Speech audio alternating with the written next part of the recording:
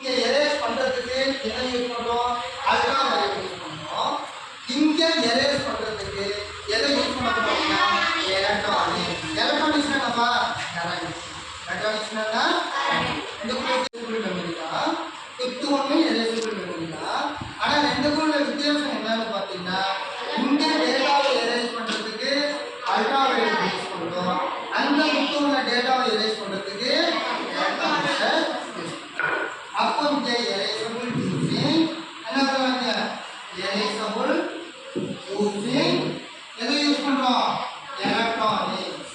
Erasable using electronics. புரியுதா? 5 type of memory புரியுதா? என்னென்ன மெமரி? RAM, RAM-ஓட expansion, random access memory, ROM, ROM-ஓட எக்ஸ்பான்ஷன், ROM, EEPROM,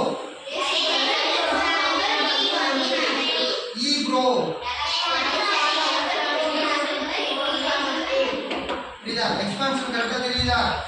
RAM-ல வந்து என்ன சொல்றோம்? என்ன டைப் ஆஃப் மெமரி சொல்றாங்க? Volatile memory. RAM-ங்கிறது என்ன? Volatile memory. அந்த இது வருதுன்னா வெளிச்சம் வருதுல்ல, அது எந்த அளவு வெளிச்சம் வருதோ அதுக்கேற்ற மாதிரி நமக்கு பவர் எடுத்து பண்ணணும். என்ன இரு அதுக்குள்ள எலக்ட்ரானிக் திங்ஸ் தான் இருக்கும். ஆனால் வந்து இப்போ நம்ம சார்ஜ் போடுறோம்ல, நம்ம சார்ஜ் போடும்போது எப்படி பேட்டரி ஃபில்லப் ஆகுது? நம்ம அந்த அதில் வரக்கூடிய அந்த பவரோட கெப்பாசிட்டி இருக்குது.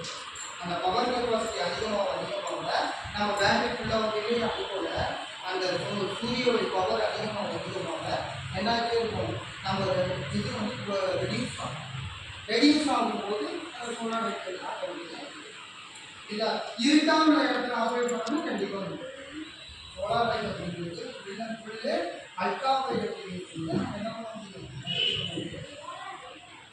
சோலார் பேனல் சொல்றது